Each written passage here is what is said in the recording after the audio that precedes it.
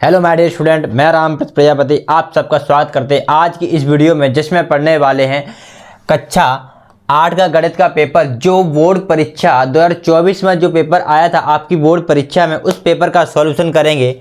और इससे पहले जो बोर्ड पेपर परीक्षा 2023 में हुआ था उसका सॉल्यूशन कर चुके हैं और उसकी वीडियो यूट्यूब पर हैं। अगर आप लोगों ने अभी तक नहीं देखी हैं तो उनको ज़रूर देख लें और वहाँ से 2023 के पेपर का फुल सॉल्यूशन देख लें, ठीक है। उसके बाद इसमें आज की जो क्लास में फर्स्ट नंबर क्लास है, 2024 के बोर्ड एग्जाम वाले पेपर की फर्स्ट नंबर क्लास है। तो फर्स्ट नंबर क्लास में आज इसमें क्वेश्चन पढ़ेंगे और इससे पहले कि पेपर कैसा आता है, कितने नंबर का आता है पेपर, जो 2023 का पेपर का सॉल्यूशन कराया था उसकी फर्स्ट वीडियो में सारा सब कुछ बता चुके हैं पेपर कैसा आता है। और 2023 में क्या हुआ था, जो पेपर के तुम्हारे क्वेश्चन थे वो 1 से लेके 10 तक सही विकल्प क्वेश्चन थे। कैसे थे? सही विकल्प वाले क्वेश्चन थे, यानी टिक वाले क्वेश्चन थे, ऑप्शन बेस्ड थे। यानी एक क्वेश्चन में 4 ऑप्शन होते थे, उस पर एक सही होता है बाकी 3 गलत। वो वाले 1 से लेकर 10 तक क्वेश्चन इस प्रकार से थे। लेकिन 2024 के पेपर में क्या रखा है, जो सही विकल्प चुनकर लिखिए वो कितने क्वेश्चन रखे हैं उसके अंदर 5 क्वेश्चन रखे हैं। कितने रखे हैं? 5 क्वेश्चन रखे हैं। यहाँ पे टिक वाले जो क्वेश्चन आएंगे वो कितने हैं? 5 है। इसी प्रकार से तुम्हारे 2026 में जो एग्जाम होगा उसमें भी 5 क्वेश्चन ही आएंगे जो ऑप्शन वाले होंगे, टिक वाले होंगे, ठीक है। और 5 किस प्रकार से आएंगे तुम्हारे, जो खाली स्थान आएंगे, फिलिंदा ब्लैंक्स आएंगे, खाली स्थान, जो 2024 में भी आए थे। 2024, 2025 और 2026 में होने वाला पेपर सेम एक जैसे ही होंगे, एक जैसे पैटर्न पे होंगे, ठीक है। तो इस क्लास को फर्स्ट नंबर क्लास को स्टार्ट करते हैं। इस क्वेश्चन में पहला क्वेश्चन लिया गया है, सही विकल्प चुनकर लिखिए। इसमें क्या करना है, परमेय संख्या 3/4 का गुणात्मक प्रतिलोम निकालना है। इसमें अगर देखोगे तो इसमें 4 ऑप्शन है। पेपर में क्या है, 4 ऑप्शन है जो कि लिए नहीं है। यहाँ पे सीधा अपन आंसर लिखेंगे इनका, ठीक है, ऑप्शन नहीं लिखे इस पे। तो पहले क्या निकालना, संख्या 3/5 का गुणात्मक प्रतिलोम। इससे 2023 की जो वीडियो बनाई थी उसमें क्वेश्चन था योज्य प्रतिलोम वाला, और इसमें क्या आ गया, गुणात्मक प्रतिलोम वाला, ठीक है। योज्य प्रतिलोम में क्या करते हैं, एक ऐसी संख्या जोड़ते हैं जिसका जोड़ने पर क्या हो जाए, 0 आंसर आ जाए। मान लो 3/5 का ही गुणात्मक वो योज्य प्रतिलोम निकालना हो तो क्या होगा, उसका -3/5 होगा। यानी क्या है, 3/5 प्लस के हैं तो इसका योज्य प्रतिलोम चिन्ह चेंज करके आता है। मतलब 3/5 है तो -3/5 कर दो, वो क्या होगा, योज्य प्रतिलोम होगा। और 3/5 -3/5 करोगे तब क्या आएगा, आंसर 0, यानी 0 आंसर आना चाहिए योज्य प्रतिलोम का। इसी प्रकार गुणात्मक प्रतिलोम का आंसर क्या आना चाहिए, 1 आना चाहिए। 3/5 में गुणात्मक यानी गुणा करना है, 3/5 में किसका गुणा करें कि क्या आ जाए, 1 आंसर आ जाए। अब 3/5 में किसका गुणा करोगे कि 1 आ जाए। तो हम किस प्रकार से गुणा करेंगे, देखेंगे यहाँ पे 3/5 है, इसमें किसका गुणा करें कि इसका आंसर 1 हो जाए। तो गुणा कुछ नहीं, बहुत आसान है। क्या करना है, पलट दो इसको। जो 3/5 लिखा है ना, 3/5 को पलट दो, ऊपर 5 पहुंचा दो, यानी 5/3 का गुणा कर दो। किसका कर दो, 5/3 का। तो देखो 5 से 5 कट जाएगा, 3 से 3 कट जाएगा। क्या आंसर आ गया इसका, 1। 3 से 3 कट गया, 1 आ गया। 5 से 5 कटा 1, 1 का गुणा 1 में करेंगे, क्या आएगा आंसर, 1। तो गुणात्मक प्रतिलोम क्या देता है, गुणा करने पर वह संख्या मिलनी चाहिए, क्या होनी चाहिए, 1। ऐसी संख्या का गुणा करो जिससे गुणा करने पर क्या आ जाए, 1 आ जाए। क्या आ जाए, 1। तो अब बताओ 3/5 का गुणात्मक प्रतिलोम क्या है, 5/3। तो इसका आंसर क्या हो जाएगा, इस वाले का आंसर क्या हो जाएगा फिर 5/3, ठीक है। यहाँ पे चिन्ह कोई चेंज नहीं होगा। अगर कोई संख्या माइनस की आती है तो अगर यहाँ 3/5 माइनस के हैं तो उधर भी एक माइनस लगाओगे, ठीक है, कोई फर्क नहीं पड़ता। मान लो 3 माइनस के यहाँ पे, तो यहाँ पर भी 3 माइनस के कर दोगे यहाँ पे, और माइनस से माइनस कट जाएगा, ठीक है। आंसर 1 ही आएगा, ना कि -1। अब देखो दूसरा क्वेश्चन, 3x - 5 बराबर -2 में x का मान निकालना है। ये तुम्हारा समीकरण, इतना क्या दिया है, समीकरण दे रखा है, इसको सॉल्व करना है और x का मान निकालना है, ठीक है। किसका मान निकालना है, x का मान निकालना है। तो आंसर में क्या लेना है, x का मान निकालना है, x बराबर निकालना है। चलो पहले इक्वेशन लिखो, क्या लिखा है, समीकरण क्या लिखा है, 3x - 5 बराबर -2, यही लिखा है 3x - 5 बराबर -2। तो यहाँ देखो जो 3x है इधर बराबर, जब 5 माइनस के उधर ले जाएंगे तो बराबर में तो जो लिखा है -2 वही लिखेंगे, 5 को उधर ले जाएंगे तो 5 किसके हो जाएंगे, प्लस के। तो 3x ये प्लस के 5 है और ये -2 है, प्लस के 5 हैं और -2। जब एक प्लस की संख्या हो और एक माइनस की हो तो क्या करते हैं, घटाते हैं। क्या करते हैं, घटाते हैं। 5 में से 2 कम करेंगे तो क्या बचेगा, 3। 5 में से 2 कम करना है तो क्या बचेगा, 3। ठीक है, अब यहाँ से x का मान निकालना है। x के गुणा में है 3, x के गुणा में ये वाले 3 है, तो 3 कहाँ जाते हैं, जो बराबर में संख्या होती है उसके अपॉन में, यानी उसके बटे में। तो x बराबर क्या हो जाएगा, 3 तो ये है ही, ये वाली 3, ये 3 कहाँ जाएंगे, इधर बटे में आ जाएंगे इस प्रकार से। ठीक है, तो 3 से 3 काट दो, 3 एकम 3, x का मान कितना आ गया, 1। x का मान कितना आ गया, 1। ठीक है, तो यहाँ पे x का मान हो गया। दूसरा देखो, अष्टभुज में भुजाओं की संख्या कितनी होती है, अष्टभुज में भुजाओं की संख्या कितनी होती है, ये पूछा गया।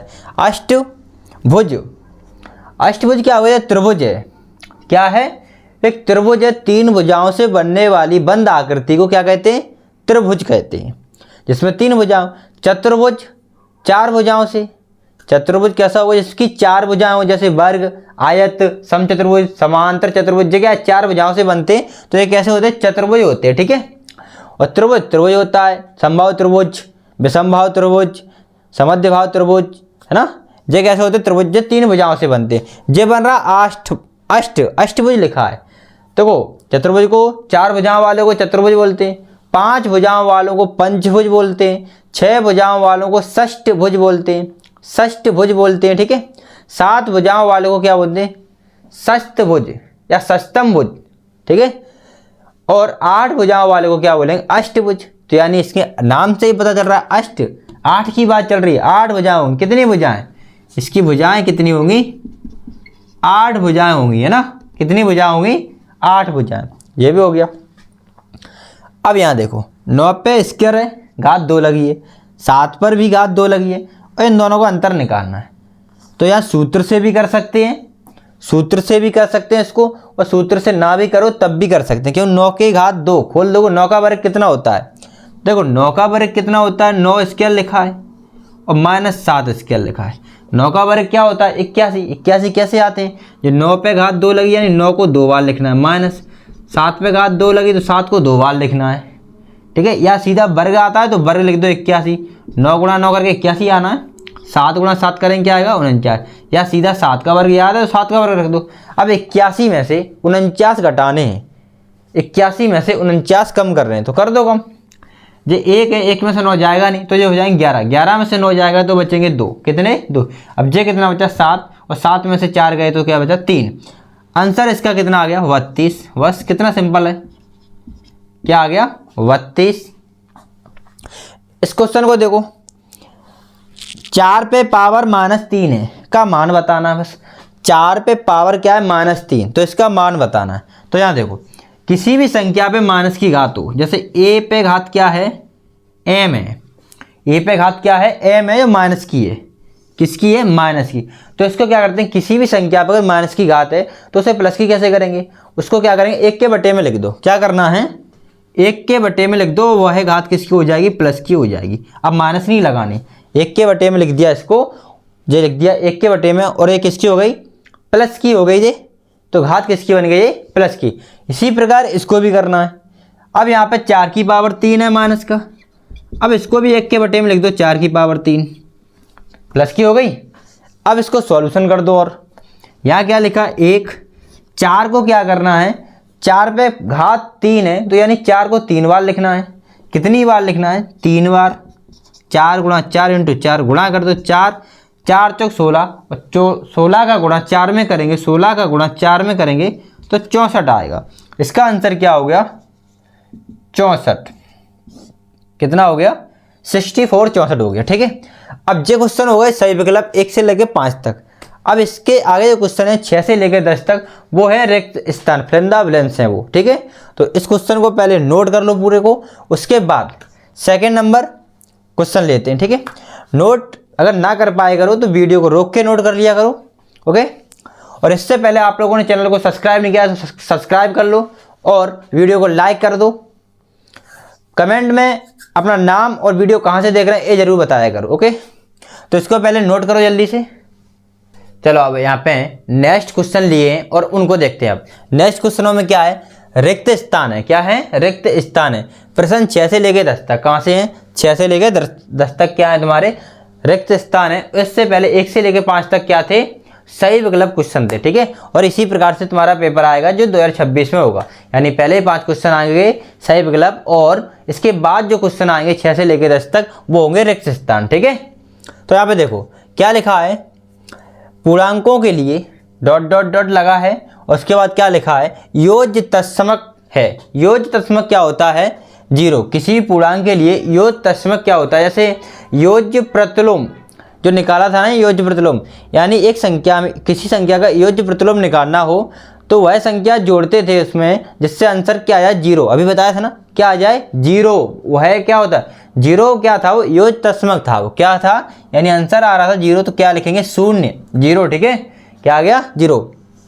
अगर यहाँ पूछा जाए गुणात्मक तत्समक क्या है, तो 1, यानी गुणात्मक प्रतिलोम किससे आ रहा था अपना, 1 किससे आ रहा था, ऐसी संख्या का गुणा कर रहे थे जिससे आंसर 1 आए, ऐसी संख्या का गुणा हो जाए जिससे आंसर 1 आ जाए। 1 आ रहा था ना, वह क्या था, गुणात्मक तत्समक था। वह यहाँ योज्य है तत्समक, लेकिन वहाँ पे क्या था, गुणात्मक तत्समक। अगर पूछा जाता है तो क्या लिखोगे, 1, ठीक है। सेकंड नंबर देखो, वर्ग एक ऐसा आयत है, वर्ग एक आयत ऐसा है जिसकी सभी भुजाएं होती हैं। कैसी होती हैं, पूछा गया यार। देखो वर्ग क्या होता है, जिसकी चारों भुजाएं बराबर होती हैं। इस प्रकार से वर्ग है, मान लो छोटी आकृति में देख लो, इसकी चारों भुजाएं बराबर है। क्या है, लिखा है इसमें, वर्ग है एक ऐसा आयत है, ऐसा आयत, अगर आयत वर्ग है तो उसकी चारों भुजाएं बराबर होंगी। और आयत की क्या होती है, आमने सामने की भुजाएं, जे भुजा इसके और जे भुजा इसके बराबर होती है, ठीक है, आमने सामने की। लेकिन जब वर्ग ऐसा एक आयत है तो आयत तो है जी, लेकिन वर्ग तो है पहले क्या है, वर्ग है। और सभी वर्ग तुम्हारे आयत होते हैं, क्योंकि इसमें आमने सामने भुजाएं बराबर हैं कि नहीं, जे वाली भुजा इसके बराबर है और जे वाली भुजा इसके बराबर है, तो एक आयत है, इसमें तो चारों बराबर है, तो ये वर्ग है। तो जिसकी सभी भुजाएं बराबर हों, क्या हों, बराबर होती हैं, क्या होती हैं, बराबर होती हैं, ठीक है। सेकंड नंबर, 8 नंबर देखो, एक पासे को एक बार उछालने पर 2 आने की प्रायिकता होगी, कितनी होगी, एक पासा। पासा क्या होता है, पासा क्या होता है, लूडो तो खेली होगी, लूडो खेली होगी ना। लूडो में जो गुट्टी होती है वो पासा होता है, उस पर अंक लिखे रहते हैं, 1 लिखा रहता है, 2 लिखे रहते हैं, 3, 4, 5, 6। क्या कभी उस पर 7 लिखा रहता है, कभी नहीं। यानी तुम पासे को अगर उछालते हो, पासे को क्या करोगे, उछालोगे तो एक नंबर आएगा, वो हो सकता है कि 1 आ जाए, क्या आ जाए, हो सकता है कि 1 आए, 2 भी आ सकता है, 3 भी आ सकता है, 4 भी आ सकता है, 5 आ सकता है, 6 आ सकता है। इसके बाद क्या 7 आ सकता है, कभी नहीं आएगा। इनमें से कोई भी नंबर आ सकते हैं। यानी कुल परिणाम कितने हैं, हमारी संभावित संभावना कितनी है कि हमारे जो नंबर आ सकते हैं, 6 नंबर है, 1, 2, 3, 4, 5, 6। 6 से कोई 7वां नंबर ऐसा नहीं है जो आ सके, कभी नहीं आएगा। 6 नंबर में से कोई भी आ सकता है, इतना पता है। एक पासे को एक बार उछाला ये आ गया। 2 आने की प्रायिकता बताओ, इसमें 2 आने, 2 कहाँ है, 2 आने की प्रायिकता इसकी। अब 2 इससे लाइन में पूरे में कितनी बार है, 1 बार है ना। तो प्रायिकता का सूत्र होता है अनुकूल परिणाम। प्रायिकता क्या होती है, प्रोबेबिलिटी। प्रायिकता को क्या दर्शाते हैं, पी से, प्रोबेबिलिटी बोलते हैं प्रायिकता को। तो प्रोबेबिलिटी यानी पी के बराबर में लिख रहा है यहाँ पे। क्या होता है इसका, अनुकूल परिणाम। अनुकूल परिणाम क्या होते हैं, जो चीज़ निकाल रहा है, 2 आने की प्रायिकता निकालने, 2 किसका निकाल रहे हैं, 2 निकाल रहे हैं। तो 2 कितनी बार है, इसमें 1 बार है, तो कितनी बार है, 1 बार, तो वह ऊपर रखेंगे। कुल परिणाम, कुल कितने, 6 में से कितने, 6 में से 2 निकालनी है, 6 में से क्या करना, 2, तो 6 में से निकालनी ना, तो 6 रखेंगे नीचे। यानी प्रायिकता क्या आ गई, क्या आ गई, 1/6 आ रही है इसकी। तो एक पासे को एक बार उछालने पर 2 आने की प्रायिकता क्या है, तो 2 आने की, तो 2 तो एक ही बार है, तो क्या आएगी, 1 बार 2 है, और तो इसकी क्या हो जाएगी, 1/6 हो जाएगी। ठीक है, इस क्वेश्चन को दूसरा आंसर भी दे सकते हैं इसका। इनने ये कहा कि एक पासे को एक बार उछालने पर 2 आने की प्रायिकता, अगर इस 2 की बात कर रहे हैं, इस 2 की बात कर रहे हैं, तो 2 जो नंबर है वो 1 बार है। कितनी बार है, 1 बार है, 1 रखेंगे बटे में 6। कहीं पे इसका आंसर ऐसा लिख सकते हैं, कहीं पर ऐसा आंसर लिख सकते हैं इसका, ये क्या होगा, जैसे नंबर 2 है, कितना है, ये 2 आ रहा है, इस प्रकार लिखें, 2 आ रहा है, 2 ऊपर रखो, कितने में से आ रहा है, 6 में से। इस प्रकार भी लिख सकते हो, इसको काट के क्या आ जाएगा, 2 एकम 2 और 2 तिया 6। ये सही नहीं माना जाएगा, कहीं मिल जाएगा तुम्हें शायद आंसर में ये, पर ये सही नहीं माना जाएगा, क्योंकि 2 आने की प्रायिकता, हमें 2 नंबर नहीं चाहिए, 2 नहीं निकालने के, 2 यहाँ 2 निकाल, 2 एक पासा, एक नंबर है, 2 हमारे लिए एक नंबर है बस, और कुछ नहीं है। 2 क्या है, एक नंबर है। ऐसे 6 भी एक नंबर है, 6 नंबर 1। ठीक है, 5 क्या है, एक नंबर, गोटी पर 5 एक ही बार है, एक ही बार है ना, एक बार तो आ सकता है, ऐसा थोड़ी 5 लिखा है तो 5 बार होगा। गोटी पर तो 6 नंबर लिखे हैं बस, ऐसा नहीं कि 5 है तो 5 बार लिखा होगा, नहीं ना। तो क्या है, 2 निकालनी है, 2 आने की, 2 एक बार आ सकता है, तो 2 एक बार आ सकता है, और कितने में से, 6 में से। ठीक है, तो इसकी प्रायिकता क्या होगी, 1/6। अगला लिखा है, अंकित मूल्य में से ... घटाकर बट्टा ज्ञात किया जाता है। मतलब अंकित मूल्य में से क्या घटाया जाता है तो बट्टा मिल जाता है, अंकित मूल्य में से क्या घटाया जाता है तो बट्टा मिल जाता है। अब बट्टा क्या है, पहले तो बट्टा जानो, अंकित मूल्य जानो क्या है जी। ठीक है, बट्टा क्या है, तुमने किताब की दुकान पे गए, एक किताब लेने गए, किताब लेने जाते हो, उस पर एक MRP डली रहती है। क्या होता है, MRP डली रहती है ना, MRP, और उस किताब पे डली है MRP 75 रुपये, 75 रुपये MRP डाल रखी है। ठीक है, क्या डाल रखी है, MRP कितनी है, 75, और ये MRP जो होती है उसको अंकित मूल्य बोलते हैं। ठीक, उसको क्या बोलते हैं, अंकित मूल्य बोलते हैं। अब अंकित मूल्य पता चल गया क्या होता है, जो वस्तु खरीदने जाते हो और उस वस्तु पे कुछ प्राइस फिक्स होती है, डली हुई होती है, MRP जो रेट होती है उसकी, वह कितनी है, मान लो 75 है, उसको क्या बोलते हैं, अंकित मूल्य बोलते हैं। लेकिन कुछ वस्तु क्या होती है, अब तुम लेने गए 75 रुपये की, तो 75 की मिलेगी नहीं, कम रुपए की मिलती है, कम की मिलती है ना। मान लो यह वस्तु कितने की मिली, कितने की मिली, यानी उस दुकानदार ने कितने की बेची, उसको कहेंगे विक्रय मूल्य। उसको क्या कहेंगे, कितने की बेची है, उसको मान लो 60 रुपये की बेच दी, कितने की बेच दी, 60 रुपये की, कितने की बेच दी हमें, 60 रुपये की। MRP थी 75, यानी अंकित मूल्य था 75 का, और हमें बेच दी, उसको कहें विक्रय मूल्य। अगर खरीदते, दुकानदार जो खरीद के लाया उसको कहें क्रय मूल्य, दुकानदार जो खरीद के लाया ना उसे कहेंगे क्रय मूल्य, और दुकानदार ने तुम्हें बेच दी तो उसे कहेंगे विक्रय मूल्य। और कितने में बेची, 60 रुपये में। अब देखो MRP तो उसकी 75 है, 60 में बेची, कितने कम में बेची, कितने कम में बेची, 15 रुपये, कितने कम में बेची, 15 रुपये। और ये 15 क्या है, वट्टा है, इसको क्या बोलेंगे, वट्टा। क्या बोलेंगे, वट्टा। क्या बोलेंगे, और वट्टा को बोलते हैं डिस्काउंट। क्या बोलते हैं, डिस्काउंट।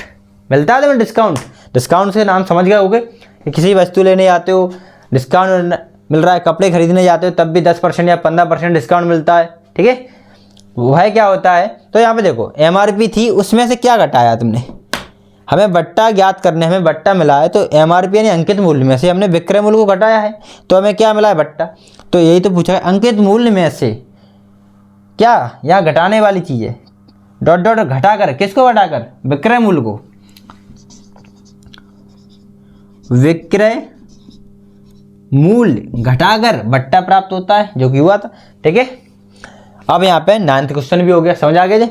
10th क्वेश्चन देखो क्या लिखा है, बहुत सरल है, कुछ नहीं इसमें, तो 5 की पावर 0 है। देखो जो क्वेश्चन हमने पहले भी करवाया है तुम्हें, हमने बताया था किसी भी संख्या पे घात 0 हो। 2023 में जो सेट का 2023 में जो पेपर हुआ था उसमें भी क्वेश्चन था जिस पे पावर 0 थी, किसी एक संख्या पे 0 घात थी वहाँ पे, और किसी पे घात 0 हो, बताया था वहाँ में, किसी पर भी घात 0 हो तुम्हारी तो उसका मान हमेशा कितना होता है, 1 होता है।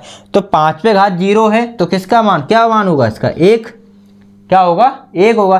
किसी पर भी घात क्या है 0 है तो इसका मान क्या होगा 1 होगा। ठीक है, तो ये क्वेश्चन पूरे हो चुके हैं 10 तक। उसके बाद अब लेंगे क्वेश्चन, 2-2 नंबर के क्वेश्चन हैं। इसमें कुल मिलाकर 26 क्वेश्चन है टोटल, और 2023 के जो पेपर में थे वो 24 क्वेश्चन थे, तो इसमें 26 क्वेश्चन है। तो पहले इसको नोट डाउन करो यहाँ 10 तक। उसके बाद 11th नंबर क्वेश्चन लेते हैं। और ये वीडियो को शेयर कर दो, वीडियो को शेयर भी कर दिया करो सभी 8th वाले स्टूडेंटों को, आपके दोस्तों को, फ्रेंडों को, सबको, जिससे कि उनको भी बोर्ड परीक्षा 2024 और 2023 आने वाला 2025 में जो पेपर सॉल्यूशन कराएं उनको भी मिल सकें, जिससे 2025 के पेपर हैं 24 और 23 के सारे पेपर का सॉल्यूशन कर लेंगे। तो वहाँ से एक तुम्हें बेनिफिट मिलेगा 2026 में जो एग्ज़ाम देने वाले उसमें, यानी जो अब तुम एग्ज़ाम देने वाले हो उसमें इन सब क्वेश्चनों का बेनिफिट मिलेगा सीधा वहाँ पे जाके। इनमें से कई सारे क्वेश्चन पूछे जाएंगे, तो इन्हें लगाओ अच्छी तरीके से, शेयर भी कर दिया करो सभी को। ठीक है, नोट कर लो इसको पूरे को। चलो अब यहाँ पे नेक्स्ट क्वेश्चन और लिए और उनको देखते हैं अब। तो यहाँ पे 11th नंबर क्वेश्चन लिया है और 12th नंबर भी क्वेश्चन लिया है। ठीक है, तो पहले 11th नंबर क्वेश्चन को देखेंगे, उसके बाद 12th नंबर क्वेश्चन को भी देखेंगे। तो 11th नंबर क्वेश्चन में देखो क्या लिखा है, समांतर चतुर्भुज के 2 गुण लिखिए। कितने गुण लिखने हैं? गुण यानी विशेषताएं, यानी समांतर चतुर्भुज होता है उसके बारे में बताना है, इसके बारे में होता क्या है। ठीक है, समांतर चतुर्भुज में क्या विशेषता है उसकी बताना है। तो 2 लिखनी है, 2 नंबर लिखने हैं। देखो समांतर चतुर्भुज की आमने सामने की भुजाएं बराबर होती है। एक तो क्या होता है, देखो समांतर चतुर्भुज का एक डायग्राम बना लो यहाँ पे।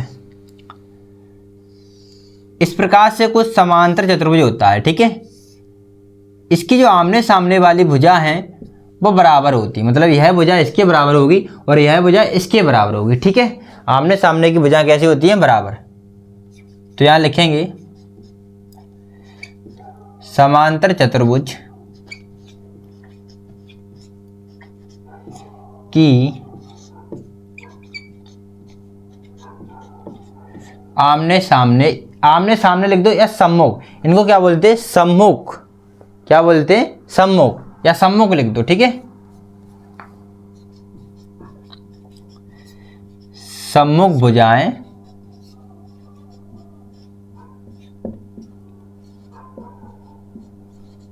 बराबर होती हैं। ठीक है, सम्मुख भुजाएं कैसी होती हैं? बराबर। अब यहाँ पे देखो सम्मुख भुजाएं बराबर होती हैं। ठीक है, यहाँ सम्मुख कोण भी बराबर होते हैं, तो ये भी लिख सकते हैं कि जे कोण हो ना, जे कोण इसके बराबर होता है और यह कोण इसके बराबर भी होता है। ठीक है, तो सम्मुख कोण भी बराबर लिख सकते हैं। दूसरा पॉइंट क्या लिख देंगे? समांतर चतुर्भुज के सम्मुख कोण बराबर होते हैं। और तीसरा पॉइंट अगर बताना हो तो क्या होता है, देखो और सीख लो। यह विकर्ण है, ये क्या है? विकर्ण। ये विकर्ण दोनों खींच दिए। अब ये दोनों कहाँ मिले? ये दोनों विकर्ण यहाँ पर मिले, और दोनों विकर्ण क्या करते हैं? एक दूसरे को समद्विभाजित करते हैं। समद्विभाजित का मतलब होता है समान।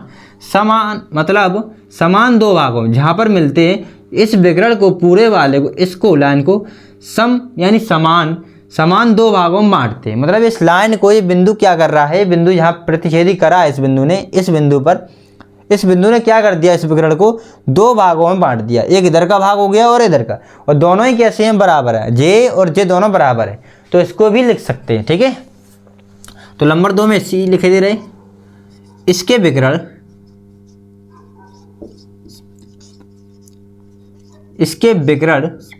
एक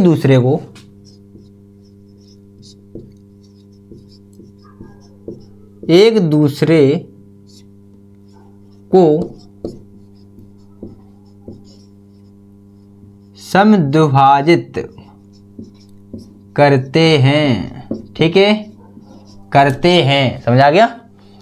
जो हो गया क्वेश्चन। अब देख लो नेक्स्ट नंबर, जो 12th नंबर क्वेश्चन लिखा है, सरल कीजिए और उत्तर घातांक के रूप में लिखिए।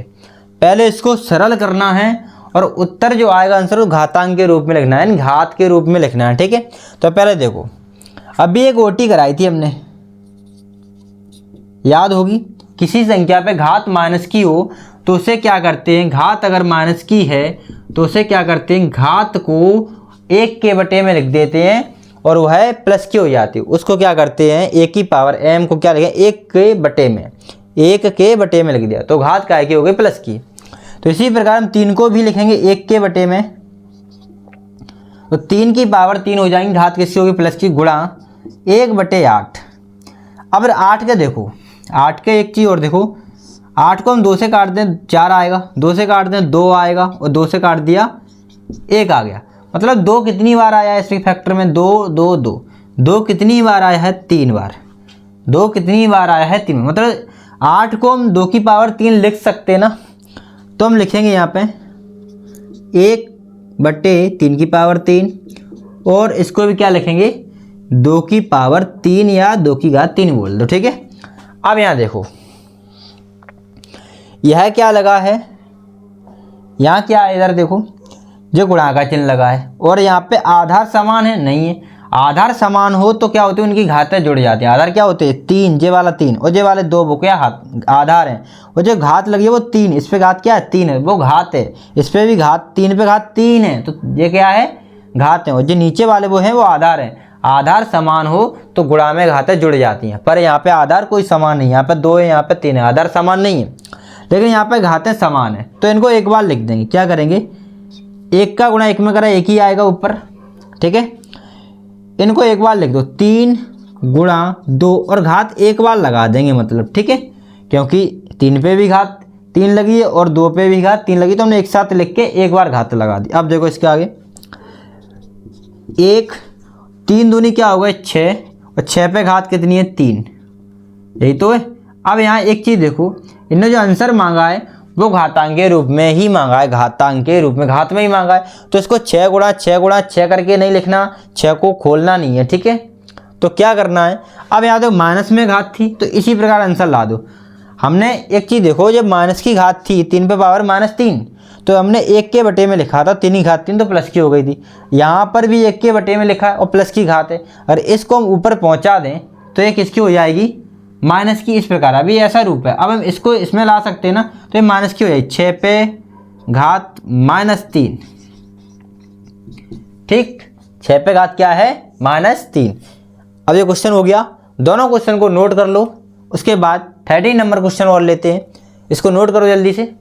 चलो अब नेक्स्ट नंबर क्वेश्चन लिया है और इसको देखते हैं, और इस क्वेश्चन में क्या पूछा गया है देखते हैं। कौन सा नंबर क्वेश्चन? 13 नंबर क्वेश्चन है, और इस क्वेश्चन में पूछा गया है, यदि 6 पेनों की कीमत 24 रुपये, 6 पेन 24 रुपये में आ रही हैं, तो 8 पेनों की कीमत क्या है? कितना आसान क्वेश्चन पूछा है, कुछ इसमें दम ही नहीं है, बिल्कुल पूछने लायक तो है ही नहीं।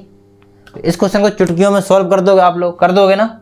तो 6 पेन 24 रुपये की आ रही हैं, तो 8 पेन बतानी है कितने की। बताओ 6 पेन कितने की आ रही हैं? 6 पेन कितने की आ रही हैं? 24 रुपये की। तो 1 पेन कितने की आएगी? 1 पेन कितने की आएगी? इसका कमेंट में आंसर जरूर देना। तो 6 पेन 24 की आ रही है, तो 1 पेन कितने की आ रही? जल्दी से कमेंट में आंसर इसका कर देना, ओके। तो देखते हैं अपन पहले इस क्वेश्चन को देखते। 6 पेन 24 की आ रही है, तो पहले 1 पेन निकाल लिया करो। जो 6 पेन आ रही है, मान लो 6 आइटम 24 रुपये के आ रहे हैं, तो 1 आइटम का मूल्य निकाल लिया करो। यहाँ पे आइटम क्या है? पेन है, तो 1 पेन का मूल्य निकाल लो, और फिर जितनी भी पेन का मूल्य पूछा जाएगा तो हम बता देंगे, क्योंकि 1 पेन का मूल्य हमारे पास है, तो हम जितनी भी पेन का पूछा जाएगा हम आसानी से बता देंगे। तो हल देखो, 6 पेन कितने में आ रही हैं? 6 पेन का मूल्य कितना है? 6 पेन की कीमत 24 रुपये, तो 1 पेन की कीमत कितनी होगी? 1 पेन की कीमत कितनी हो जाएगी? 24। 1 पेन की निकालनी, 6 18, 6 का इसमें देंगे भाग, 6 का भाग कितनी होगा? 4 बार, यानी 1 पेन आ रही है 4 रुपये में, 6 पेन आई थी 24 रुपये में, ठीक है। अब 8 पेन निकालनी है, निकाल दो। 1 पेन 4 रुपये की, तो 8 कितने की? 1 4 की, तो 8 कितने की? 8 चौक 32, गुणा तो करना 8 का 4 में, 8 चौक क्या हो गया? 32। 8 पेन कितने की? 32 की, तो लिखेंगे तो 8 पेन,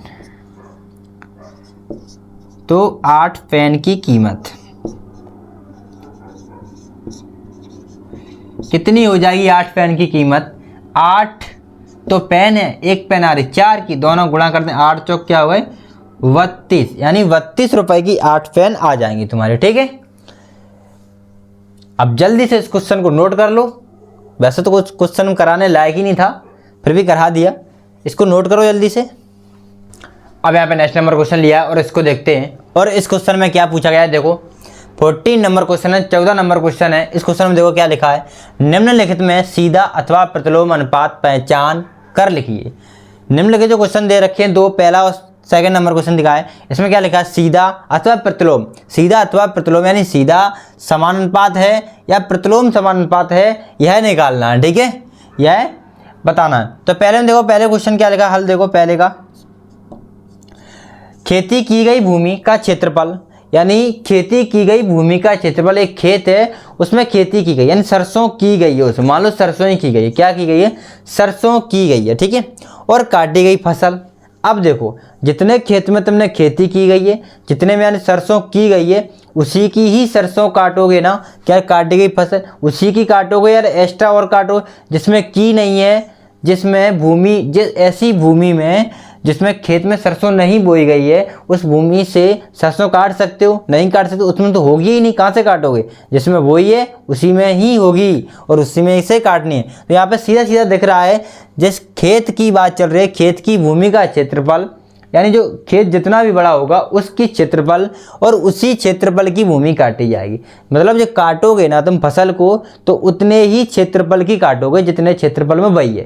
खेत का क्या हो गया, मान लो क्षेत्रफल निकालोगे तो उतने क्षेत्रफल में भूमि की गई है और फसल की गई है, उतनी की काटोगे, सीधी सी बात है। तो यहाँ पे सीधा क्या है, सीधा प्रतिलोम अनुपात, सीधा अनुपात है। कैसा है, तो लिखेंगे यहाँ पे सीधा अनुपात, सीधा अनुपात। ठीक है, समानुपात लिख दो या अनुपात लिख दो, एक ही बस, अनुपात लिख दो। सेकंड नंबर देखो, किसी देश की जनसंख्या, मान लो एक देश है, अपना ही देश ले लो इंडिया, और इंडिया की क्या है, जनसंख्या, ठीक है, इंडिया की टोटल जनसंख्या और प्रति व्यक्ति भूमि का क्षेत्रफल, एक व्यक्ति के हिसाब से, प्रति का मतलब प्रति, एक व्यक्ति भूमि का क्षेत्रफल।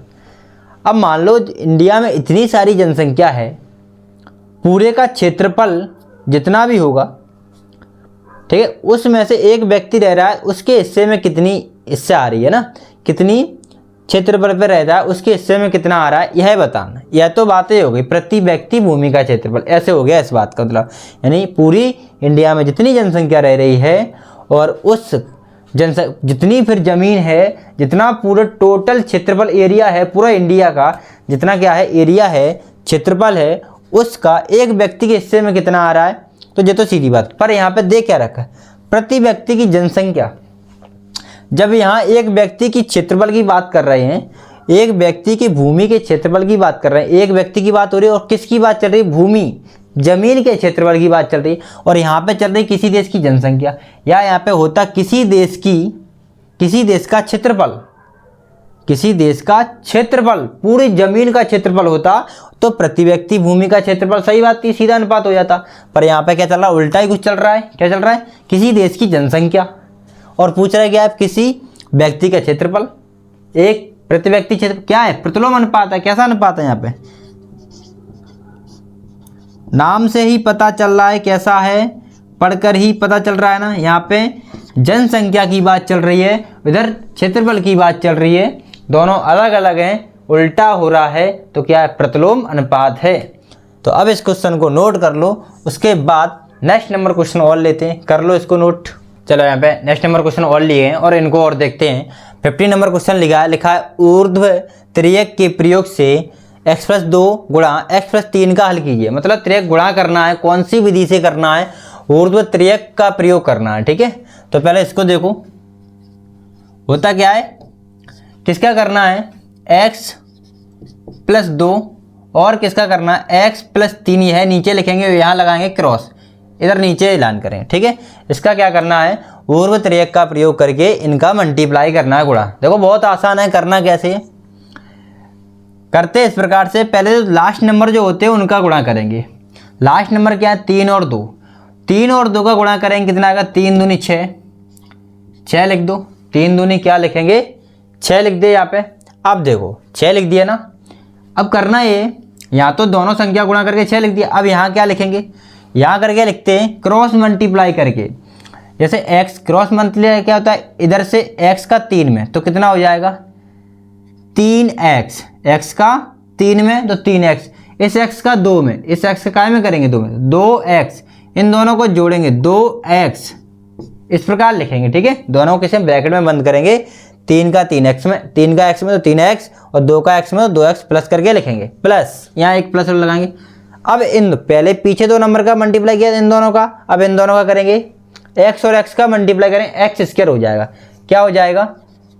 एक्स स्क्वायर हो जाएगा।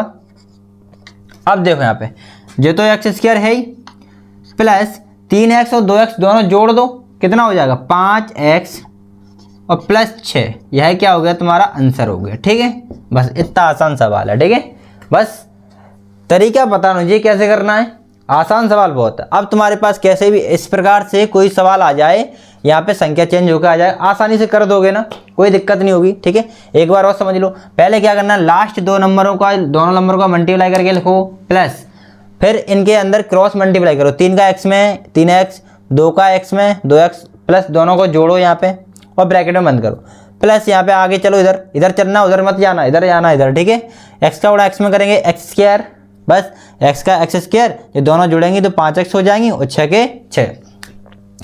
अब यहाँ देखो एक और विधि आ गई, सूत्र एकाधिकन पूर्ण द्वारा 35 का वर्ग ज्ञात कीजिए। 35 का क्या करना है? वर्ग। सूत्र कौन सा? एकाधिकन। सूत्र कौन सा है? एकाधिकन। तो 35 का वर्ग ज्ञात करना है। वर्ग का मतलब होता है 35 पे घात 2, यही तो है ना। वर्ग क्या है? 35 पे घात 2, इसको ज्ञात करना है। तो सूत्र एकाधिकन क्या कहता है, इसको समझो पहले। सूत्र एकाधिकन कहाँ लगेगा? जब लास्ट में क्या होंगे? 5, यहाँ पे 5 है तब लगे। क्या है? 5। इसमें एक ऐसी इस तरह की करोगे, एक लाइन ऐसे करोगे। ठीक है, जो लास्ट में 5 है उसका वर्ग करेंगे, यहाँ पे लिखेंगे, या फिर 5 है ना तो इसको डबल बार लिख लेंगे, 5 और 5 इन दोनों के गुणा। समझ आ गया? जो लास्ट में 5 है तो 5 को डबल बार लिख लेंगे। ऐसा प्रत्येक संख्या में नहीं होगा। मान लो यहाँ पे 4 है तो नहीं होगा। कब होगा? जब लास्ट में 5 होंगे तभी ये नियम लगेगा। ठीक है, तो क्या करना है, लास्ट में 5 है तो उनको 2 बार लिखेंगे। यहाँ क्या लिखेंगे? यहाँ यह लिखेंगे 3 है तो 3 लिख लो। यहाँ पर भी मल्टीप्लाई करना है, किसका करेंगे? यहाँ देखो 3 के बाद क्या आते हैं? 3 में के बाद क्या आते हैं? 4। 3 के बाद क्या आते हैं? 4 आते हैं, तो 4 लिख लो। 3 के बाद क्या आते हैं? 4। मतलब यहाँ क्या करना है, ध्यान से समझो सही तरीके से। जब 5 हैं तो 5 को डबल बार मल्टीप्लाई करेंगे, एक लाइन करेंगे सीधी सी, उसके बाद क्या लिखेंगे? नीचे अगला जो नंबर है वह लिखेंगे, 3 लिख लो। और 3, अगर जो 3 है 3 से एक और बढ़ा के इसमें गुणा करो। ये 3 तो ये वाले हैं, तो 3 से एक और बढ़ा के गुणा करो। 3 से एक बढ़ाया क्या आ गया? 4, और दोनों गुणा कर दो तो क्या आ गया? 12। और इधर क्या आ रहा है? 25। क्या आ रहा है? 12, 25। और ये लिख दो 35 का वर्ग हो गया 12, 25 एक साथ में। ये 12 उतारो, ये 25 उतारो, कुछ नहीं करना। कितना आसान है, समझ आ गया? देखो एक और लेते हैं सवाल, इसमें एक और ले लेते हैं। यहाँ ले लो 65 ले लो। ठीक है, लास्ट में 5 है, एक उदाहरण अलग से लिया गया है। ठीक है, यहाँ देखो पहले क्या करना है, लास्ट में 5 है, इसको 2 बार लिखेंगे, 5 गुणा 5। समझ आ गया? इससे पहले वाले क्या करते हो? पहले नंबर है 6। 6 में हमने क्या बोला? 6 में एक और बढ़ा के गुणा करो। 6 में एक बढ़ाया तो 7 आ गया। 6 में एक बढ़ाया तो क्या आ गया? 7 आ गया। तो हम 7 के साथ इसका गुणा करेंगे। 7 के साथ हो गया। अब आ गया समझ में? यहाँ 3 के साथ 3 से एक बढ़ाया 4 आ गया, 4 का गुणा कर दिया। यहाँ 6 से एक बढ़ाया 7 आ गया तो 7 का गुणा कर दिया 6 में। 6 7 कितने होते हैं? 42। 5 का 5 25, तो क्या आंसर आ गया? 25, 42 और 25। ठीक आ गया? तो आज की क्लास में यहाँ पे 16 नंबर क्वेश्चन हो चुके हैं। ठीक है, इस क्वेश्चन को दोनों को नोट करना और इन क्वेश्चनों को अच्छे से लगाना। और जहाँ भी अगर डाउट हो, क्या हो, कोई भी समझ में नहीं आ रहा हो, तो आप लोग हमसे पूछ सकते हैं। इस वीडियो के डिस्क्रिप्शन में जाओगे तब तुम्हें एक व्हाट्सएप चैनल या व्हाट्सएप ग्रुप की लिंक मिलेगी। ठीक है, व्हाट्सएप चैनल की मिलेगी, वहाँ सब जगह जुड़ जाओ। व्हाट्सएप चैनल पर भी, व्हाट्सएप ग्रुप पर भी, और वहाँ पे टेलीग्राम की लिंक मिलेगी, इंस्टाग्राम भी लिंक मिलेगी। जहाँ जुड़ना चाहते हो वहाँ जुड़ जाओ। व्हाट्सएप ग्रुप पे तो मैसेज कर सकते हो, पूछ सकते हो, चैट ओपन है वहाँ की। तो वहाँ पे कोई भी डाउट हो रहा है तो व्हाट्सएप ग्रुप के जुड़ के, इस वीडियो की डिस्क्रिप्शन में सारे लिंक हैं, उस पर जाके सीधा जुड़ जाओगे और वहाँ से पूछ सकते हो जो भी डाउट हो। ठीक है, तो आज की क्लास को यहीं करते हैं ख़त्म। इससे पहले आप लोगों ने वीडियो को लाइक नहीं करा तो लाइक कर दो, और कमेंट में ये ज़रूर बताया ना कि जो 2024 का पेपर को सॉल्व कर रहे हैं वह वीडियो कैसी लगी आपको। ठीक है, वीडियो को शेयर भी कर दिया करो। ओके, और पूरे 2023 का अभी तक नहीं लगाया तो उनको भी लगाओ, और जो 2024 का भी आज की फर्स्ट नंबर क्लास में 16 नंबर क्वेश्चन कर चुके हैं, यानी 16 नंबर क्वेश्चन कर चुके हैं, और आगे इसमें टोटल 26 नंबर क्वेश्चन है, 26 क्वेश्चन है, उसमें से 10 क्वेश्चन और बचे हैं, उन्हें भी करेंगे अगली क्लास में, और तुम्हारा 2024 का पेपर भी ख़त्म करेंगे। ठीक है, तो इसको सारे को नोट करो बढ़िया से तरीके से और पूरा लगाओ, प्रैक्टिस करो। प्रैक्टिस, मैथ में प्रैक्टिस बहुत करनी है, प्रैक्टिस तो बहुत ज़रूरी है। और तुम्हारे पेपर के नज़दीक टाइम भी आ गया, जल्दी ही तुम्हारे पेपर होने वाले हैं, तो उन पर भी पढ़ते रहें, मेहनत जरूर करते रहें, पूरी मेहनत के साथ, लगन के साथ पढ़ते जरूर रहें। ओके, टेक केयर, अपना ख्याल रखना।